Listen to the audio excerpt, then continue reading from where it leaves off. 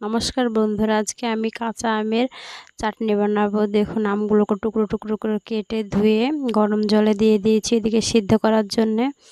আমগুলো প্রায় সিদ্ধ হয়ে এসেছে, এবার আমি তুলে নেব। তারপর চুলাতে কড়া বসিয়ে গরম জল দিয়ে দিয়েছি, পরিমাণ মতো চিনি দিয়ে দিয়েছি, সেখানে লবঙ্গ, দারচিনি, এলাচ ও 2 টুকরো তেজপাতা দিয়ে দিয়েছি। এবার আমগুলোকে আমি ঢেলে দেব। তারপর একটি লেবু চিপে নিয়েছি, সেটাও দিয়ে দিলাম।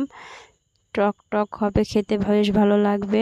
তারপর একটু বিট লবণ ও খাওয়া লবণ দিয়ে দিলাম। দেখুন, আমগুলো প্রায় হয়ে গিয়েছে, এবার একটু ঘুটনি দিয়ে ঘেটে নিচ্ছি, তাহলে বেশ আঠা আঠা হবে, খেতে খুব ভালো লাগবে। দেখুন, হয়ে গিয়েছে। এবার কিশমিশ ছড়িয়ে কিছুটা ফুটিয়ে নিলেই রেডি টেস্টি টেস্টি আমের চাটনি। খাওয়ার লাস্ট পাতে এরকম যদি আমের চাটনি থাকে তাহলে ভীষণ ভালো লাগে, মুখের স্বাদটা অন্যরকম হয়ে যায়। সো বন্ধুরা, আমার রান্না আপনাদের কেমন লাগে কমেন্টে জানাবেন।